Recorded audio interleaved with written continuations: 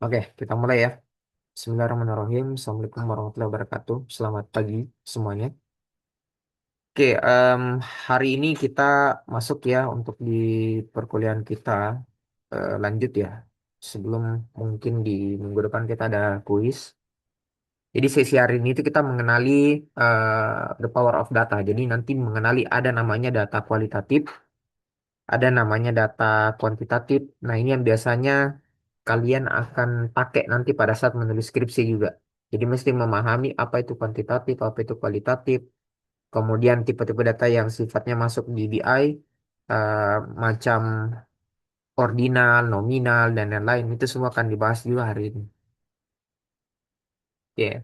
Jadi kalau kita cerita data, kalau kita ambil dari buku bahasa besar ya, ya Kamus Besar Bahasa Indonesia, di situ udah dijelasin juga gitu ya. Jadi data itu adalah keterangan ya. Jadi keterangan yang benar, keterangan yang nyata atau bahan yang nyata dijadikan gitu ya. Jadi dia dijadikan dasar dari sebuah kajian. Jadi data yang benar, data yang sesuai dijadikan dengan keterangan yang benar ataupun nyata. Nah, untuk keterangan ataupun bahan yang dipakai ini itu akan dijadikan menjadi sebuah dasar kajian. Gitu ya. Baik itu yang dikelola oleh sebuah komputer ataupun dari teks, angka, ataupun gambar grafis. Nah, kalau kita ambil dari bukunya John Gee, dia sebut data itu adalah fakta, gitu ya. Jadi ada fakta yang punya arti, ada fakta yang memiliki sebuah kenyataan ataupun sebuah simbol, gitu ya. Nah, hal ini yang menjadi eh, apa ya? Menjadi sebuah rentetan informasi, eh, baik itu berisi ide, objek, gitu ya, kondisi ataupun hal lainnya, gitu ya. Nah, data itu sebenarnya setiap hari kalian sudah lihat. Contoh kayak begini, kalian bisa lihat di layar kalian masing-masing. Pada saat kita buka map, gitu ya. Pertama kali data itu akan memperlihatkan kita informasi. Jadi kayak di depan nanti Google Maps yang ngomong di depan belok kanan, terus kemudian data itu bisa kita lihat juga kayak seperti di mobil ya. Ini contoh gambar mobil. Datanya apa aja? Ada indikator bensin.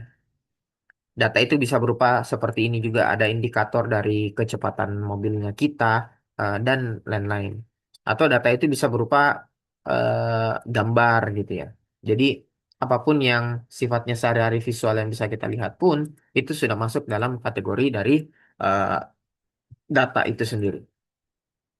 Nah, cuman yang jadi pertanyaan adalah pertanyaan yang paling sering muncul ketika data itu ada adalah bagaimana cara mengumpulkan data itu biar dia menjadi sebuah informasi.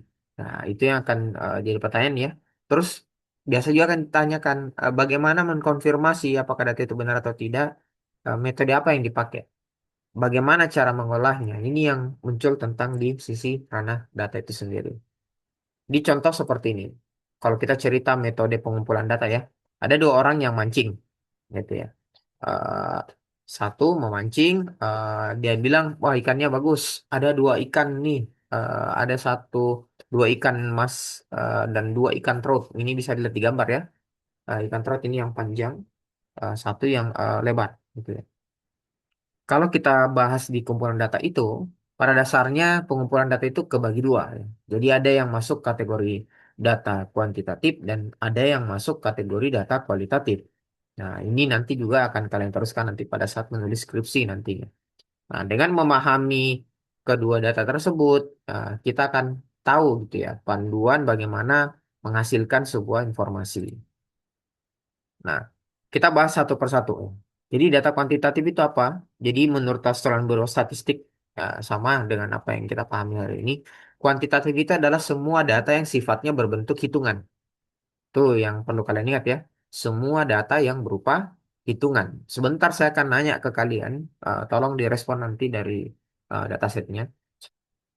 Data kuantitatif itu hitungan atau angka, di mana dia punya nilai numerik. Nah, jadi ada nilai numeriknya ya. Ada ada informasi terukurnya. Jadi kita bisa hitung perhitungan matematis dan statistiknya ke dalam. Itu untuk data kuantitatif, gitu ya. Untuk data-data kuantitatif itu sangat Simple sebenarnya kalau kita lihat sehari-hari. Pertama, misalkan kalian lihat di gambar komik yang ada di sini. Dari data kuantitatif, bayangkan kalian pergi ke Beringharjo di Jogja. Kalian beli cenderamata yang ada di Beringharjo ini. Nah, kalian tertarik sama baju batik yang ada di sana. Apakah yang kita tahu, apa variabel numeriknya? Ya, seperti pada saat saya bertanya ke kasir, kasirnya sebut, oh ini harga bajunya 200.000. Nah, harga baju itu sudah masuk data kuantitatif karena ada numeriknya, gitu ya. Atau kita pas nanya, ya berapa banyak stoknya, dia sebutnya dua, gitu ya. Kalau saya ambil dua, oh ada diskon, gitu. Ya, jadi gambar satu, dua, tiga, dan empat ini rentetan kejadian data dari kuantitatif. Nah, untuk data kuantitatif biasanya dikumpulkan itu ada banyak cara gitu ya. Kalian pun bisa mengumpulkan dengan survei, polling, kuesioner seperti itu. Dari data kuantitatif itu bisa kita lihat gitu ya. Jadi contoh hal yang lain ini ya. Misalkan kalian ambil data dari Badan Pusat Statistik, jumlah penduduk Indonesia tahun 2023 itu 278 juta gitu ya. Itu kan kuantitatif. Ada numeriknya. Menurut Halodoc, tinggi badannya rata-rata pria Indonesia itu 160 cm. Nah, 160 cm kan kuantitatif. Menurut Gustats, nasi Padang memiliki rating 4,9 dari 5 dan menjadikannya makanan terbaik di Asia Tenggara. Jadi, rating 4,9 itu kuantitatif, gitu ya. Tuh. Nah, kita pahami juga apa sih kelebihan dan kekurangannya data kuantitatif. Jadi, yang pertama, kelebihannya itu adalah data kuantitatif itu bisa dianalisis secara statistik. Jadi kita bisa tambahin operasi numerik di situ, tambah, kurang, kali, bagi, dan seterusnya. Dan dia punya nilai bias minimum, jadi eh, hasil olahan mentahnya pun itu minim lah kalau ada kesalahan gitu ya. Jadi bias itu artinya kecenderungan prasangka terhadap kelompok salah satu kelompok yang tidak dianggap adil gitu ya. Yang ketiga, hasil yang diperoleh itu sangat akurat. Karena kenapa? Dia objektif. Dia mengikuti dari jumlah ya yang bisa kita operasionalkan. Nah, cuman ada kekurangan di situ. Apa itu? Pertama, informasinya terbatas. Karena kuantitatif itu tidak deskriptif, jadi peneliti sulit ambil keputusan. Kenapa? Karena dia langsung eksak ya, menyebut angkanya berapa. Nah, yang kedua, kekurangannya adalah tergantung dari jenis pertanyaan yang kita pakai. Jadi kalau jenis pertanyaan yang kalian gunakan itu kuantitatif, penelitian itu kadang nanya atau tujuan penelitian itu sangat penting gitu. Sehingga ketika mau nanya hal yang detail yang lain ya berarti mengajukan pertanyaan yang baru lagi di situ. Itu kuantitatif. Jadi ingat ya, numerik. Gitu ya. Kita pindah ke kualitatif. Ya. Jadi data kualitatif itu apa? Data yang bisa diukur, diwakilkan dengan nama, simbol, atau kode. Ya, ingat ya, atau kode. Jadi ada nama, simbol, ataupun kode. Inilah yang mendukung dari sisi variabel kategorinya. Cirinya bagaimana kalau data kualitatif? Dia bisa diamati, direkam. Tipe data ini sifatnya non-numerik. Jadi bisa dikumpulkan dengan cara apa? Observasi kita lihat, kita tanya-tanya orang, gitu ya. Studi grup, dan banyak jenis yang lain. Itu untuk data kualitatif, gitu ya. Nah, contoh seperti ini. Saya nanya, kalian pergi jalan-jalan lah toh ke Candi Borobudur. Berempat misalnya, kalian punya teman.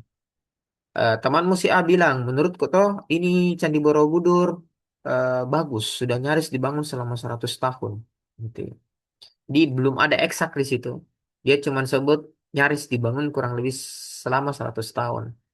Ketika ada orang nanya, menurutnya kalian itu Candi Borobudur bagaimana? Kalau menurutku saya pelatarannya yang bagus, walaupun destinasi yang lain itu masih cukup bagus dibandingkan yang ini. Terus ada temannya bilang, menurut Ketok keren kini Candi Borobudur karena dia bayangkan dibangun sejak abad ke-9 dan ke-8 contohnya. Ini contoh jawaban teman-teman dan ini tidak bisa dijumlahin gitu ya. Dia based on data ataupun simbol yang mewakili saja dari sebuah informasi gitu. Nah, biasanya data kualitatif itu menggunakan observasi, interview, studi pustaka, dokumentasi. Nah, makanya nanti pada saat nulis skripsi itu pun kalian akan masukkan ini ya, cara kalian mengumpulkan data itu. Nah, Contoh-contoh data kualitatif seperti ini. Maluku Utara itu kota yang paling bahagia di Indonesia. Nah, indikator bahagianya itu bagaimana? Tapi kan ada kalimat statement seperti itu ya. Maluku Utara kota paling bahagia. Terus kota yang paling tinggi pendapatannya di Indonesia itu DKI Jakarta. Nah, kualitatif gitu ya. Bandung adalah kota pertama paling diminati di Indonesia. Itu semua kualitatif. Jadi bisa dilihat ya perbedaannya kualitatif dan kuantitatif. Nah, sekarang kita coba uji pemahamannya kalian ya masing-masing. Indeks literasi digital Indonesia tahun ini berhasil naik dari 0,05 poin menjadi 3,49 dari 3,49 menjadi 3,54. Menurut kalian ini kualitatif atau kuantitatif? Kuantitatif, Pak. Kuantitatif, Pak. Kuantitatif. Betul ya. Kita lanjut. Masyarakat Indonesia itu menjunjung tinggi sopan santun. Kuantitatif, kualitatif. Kualitatif. Kualitatif. Betul, kualitatif. Tangerang Selatan menjadi kota paling berpolusi di Indonesia. Kualitatif, Pak. Kualitatif. Mantap. Tinggi pengangguran terbuka Februari 2023 sebesar 5,45%. Kuantitatif, Pak. Kuantitatif, mantap. Semenjak COVID menerjang, banyak pebisnis tidak kuat melanjutkan usahanya. Kualitatif. Kualitatif. Mantap. Penduduk Eropa cenderung lebih tinggi dan lebih besar dibandingkan orang Asia. Kualitatif, Pak. Kualitatif. Nice, mantap ya. Paham nih berarti ya, kuantitatif, kualitatif. Jadi next ketika nyusun skripsi ataupun yang lain, kalian udah tahu lah. Oh ini kuantitatif, oh ini kualitatif, gitu ya. Kita uji yang selanjutnya lagi ya, lebih lebih lebih hard sedikit. Negara Indonesia merdeka tahun 1945. Kualitatif. Oke, kualitatif, mantap. Kota Sabang jadi daerah yang paling sedikit penduduknya sebesar 41.197 jiwa. Kuantitatif, Kuantitatif. Pak. Oke, mayoritas wisatawan dunia Fantasi Ancol Jakarta itu sebesar 53%. Kuantitatif, Pak. Mantap. Kini Indonesia punya 38 provinsi. Kuantitatif. Oke, nice, mantap. Kalau yang masih salah-salah tadi ingat ya, dicek kembali gitu ya.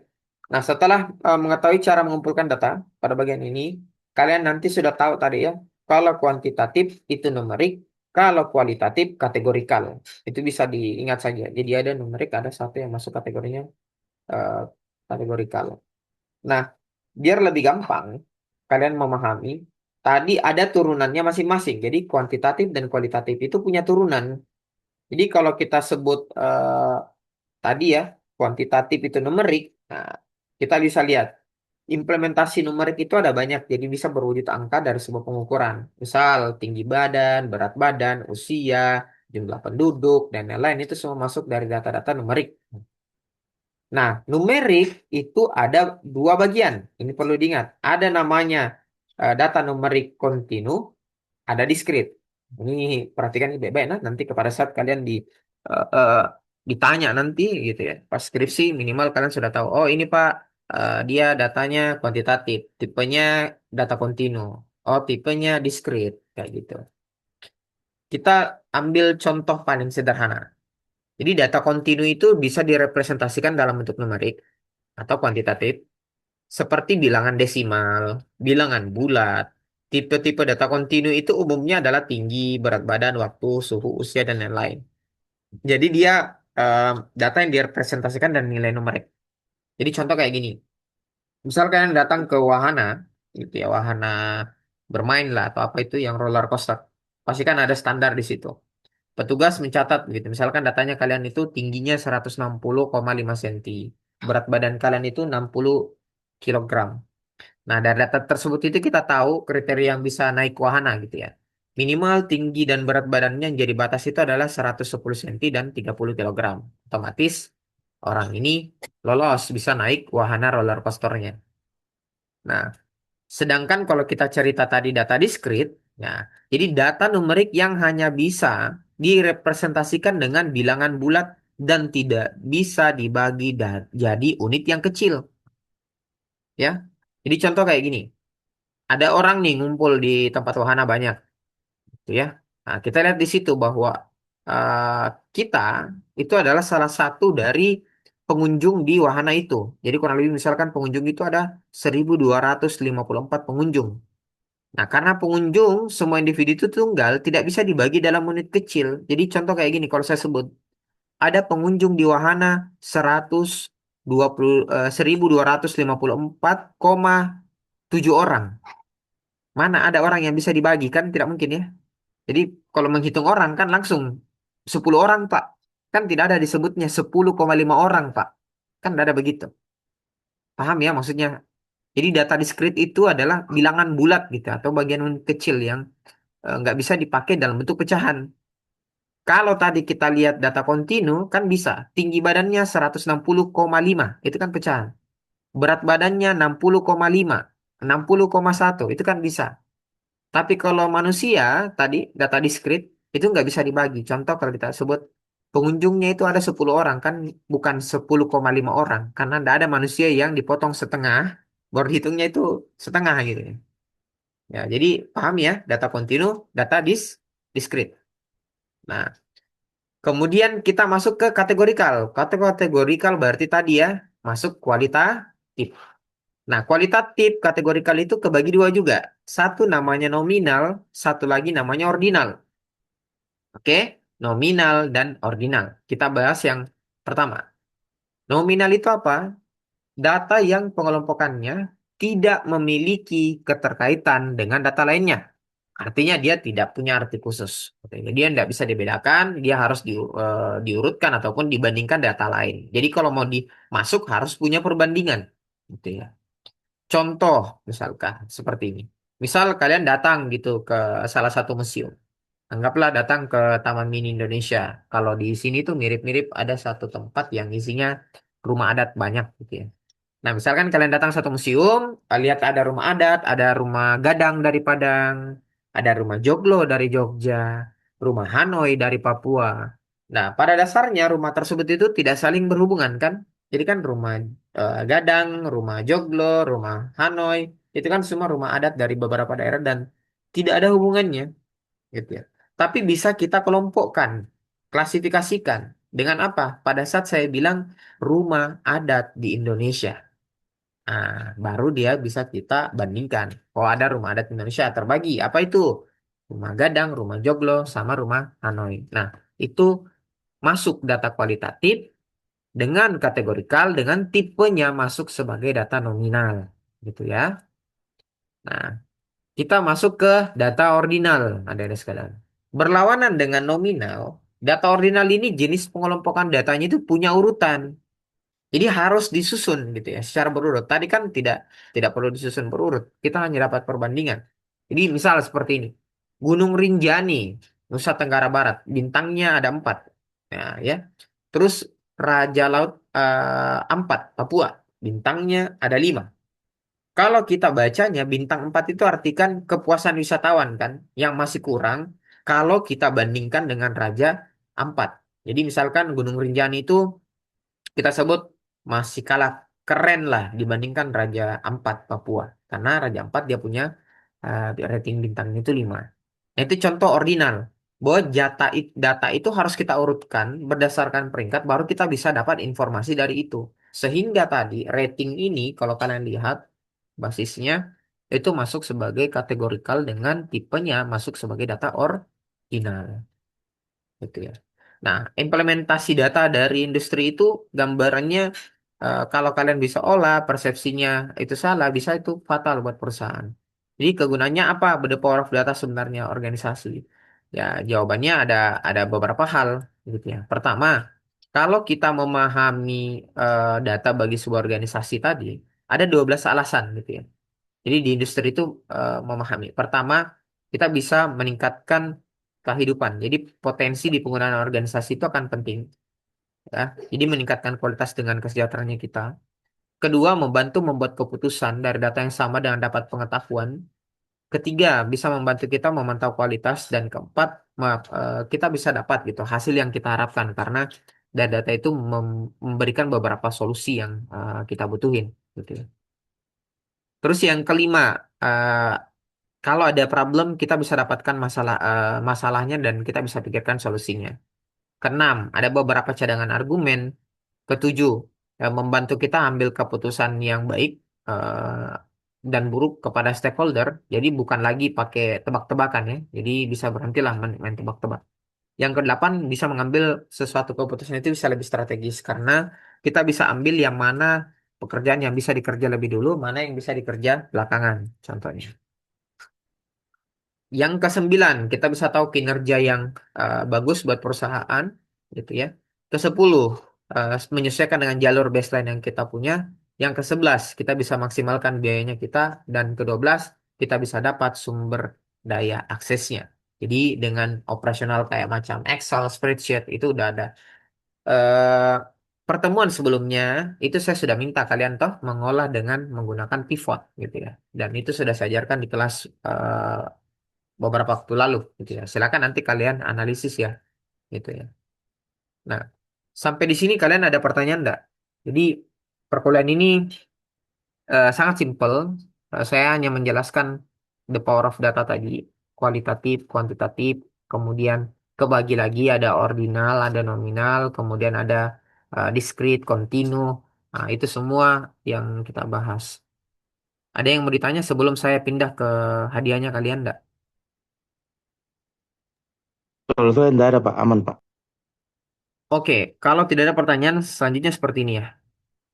Saya ada gambar komik yang sudah dibuat seperti ini. Jadi saya minta kalian menentukan gitu ya, aktivitas mana saja yang masuk ke dalam jenis-jenis data tadi. Tadi kan sudah dibahas ya, ada ordinal, ada nominal, ada discrete, ada continue. Tadi kalian sudah memahami ada yang namanya apa kualitatif dan kuantitatif.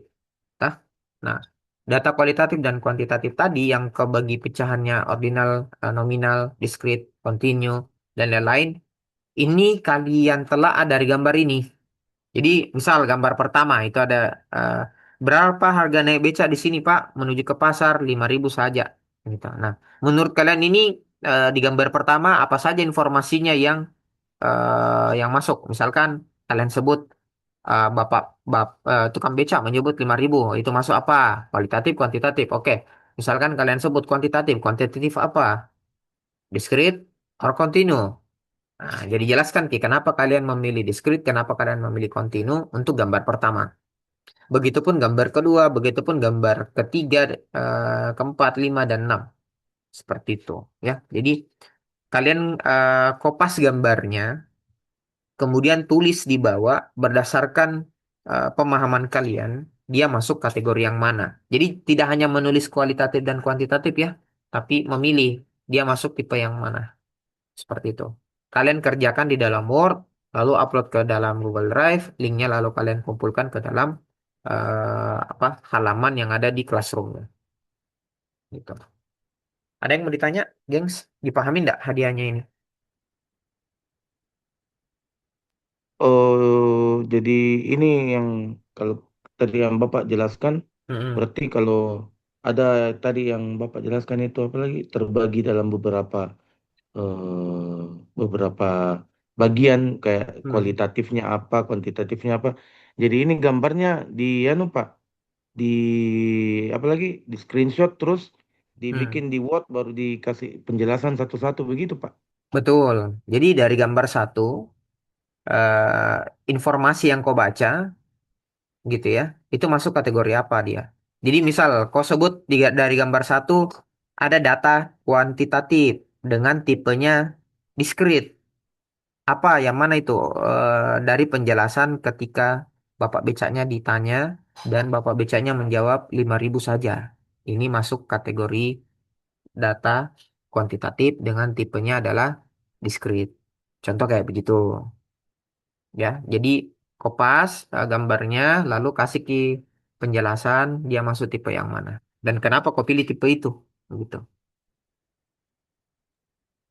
Berarti kalau kita pilih misalnya kayak tipe yang tadi Bapak bilang kita jelaskan Pak pendapatnya Ya, kita kenapa ya, sampai bisa masuk di tipe yang itu. betul, betul, betul. Oke Pak. Oke, ada lagi yang lain, gengs? Anyone?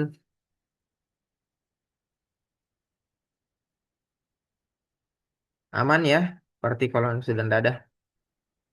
Oke, saya rasa cukup ya. Semuanya silakan nanti kalian kerjakan. Jangan lupa absen di dalam classroom hari ini. Jadi sebentar kok ini materinya. Jadi saya hanya mau menguji dulu paling pertama dasar basic kita ketika membahas data ini ya.